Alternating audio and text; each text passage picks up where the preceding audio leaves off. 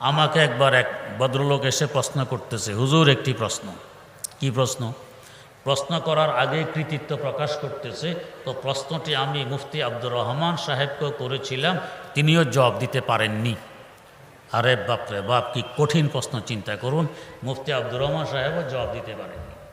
মুফতি আব্দুর রহমান সাহেব আমারই চাচা, বড় বিজ্ঞ মুফতি ছিলেন, আল্লাহওয়ালা ছিলেন। বললাম, ভাই উনি যখন পারেননি, আমি তো ওনার জুতার দুলি সামানো নয়, তা আমিও পারবো না, প্রশ্ন করলে লাভ হবে না, করার দরকার নেই। না হুজুর করি না, দেখেন না, এই প্রশ্ন করবি। কি প্রশ্ন? প্রশ্ন হইল খেজুর গাছ কোত্থেকে আসলো আর কদু গাছ কোত্থেকে আসলো। এই বেহুদা প্রশ্ন চিন্তা করো তো। আম গাছ কোত্থেকে আসলো, জাম গাছ কোত্থেকে আসলো, আমরা কি এটা জানি?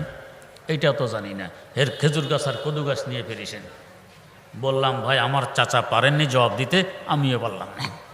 কথা হলে আমার থেকে শুনুন, তো জবাবটা আপনার কাছে আছে, প্রশ্ন করেন কেন? তো করি দেখি আর কি। তো কোথায় পেয়েছেন জবাব? আমার কাছে কিতাব আছে। মাশাআল্লাহ। কি কিতাব? হাজার মশলা। কিতাবের নাম কি? হাজার মশলা। তো কি জবাব লিখেছে এই কিতাবে? সে বলে, তো উহুদের ময়দানে আল্লাহর নবীর দুইটি দাঁত মোবারক শহীদ হয়ে গিয়েছিল। এই একটি দাঁত থেকে উঠেছে খেজুর গাছ, আর একটি দাঁত থেকে উঠেছে কদু গাছ। তো এই জন্য খেজুর খাওয়াও সুন্নত, কদু খাওয়াও সুন্নত। বললাম, মাশাআল্লাহ, জবাব তো শুনতে সুন্দরে শোনা যায়, তবে আমার দুইটি কথা। এক নম্বর কথা, উহুদের যুদ্ধ সংগঠিত হওয়ার প্রায় 600 বছর আগে আল্লাহর নবী হজরত ঈসা আলাইহিস সালাম জন্ম নিলেন মরিয়ম আলাইহিস সালামের গর্ভ থেকে।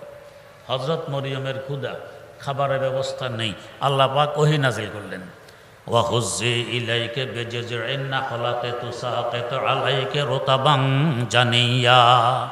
ও মরিয়ম, তোমার পাশে যে খেজুর গাছটি দাঁড়াই আছে, এটার ডাল ধরে নাড়া মারো, তরু তাজা খেজুর পড়বে, তুমি খেতে পারবে, ক্ষুধার আগুন নিববে। তো উহুদের যুদ্ধ সংগঠিত হওয়ার 600 বছর আগের ওই খেজুর গাছটি কার দাঁত থেকে উঠেছিল? এখন বেচারা জবাব নেই। দ্বিতীয় কথা, এরও বহু বছর আগে হজরত ইউনুস আলাইহিস সালাম মাছের পেটে চলে গিয়েছিলেন। দীর্ঘ 40 দিন ছিলেন মাছের পেটে। হজম হয়েছিলেন? হজম হননি। কেন হইলেন না? মাছের পেটে যাওয়ার পরেও আমার আল্লাহর জিকির বলেননি। যে কলবে আল্লাহর জিকির থাকে, কলব এটা জিন্দা থাকে। জিন্দা কলব যে দেহে থাকে, দেহ এটাও জিন্দা থাকে।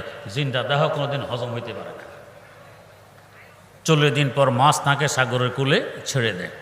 এখন তার ছায়ার প্রয়োজন, হেফাজতের দরকার। আল্লাহ পাক উপরে কদু গাছের ব্যবস্থা করে দিলেন।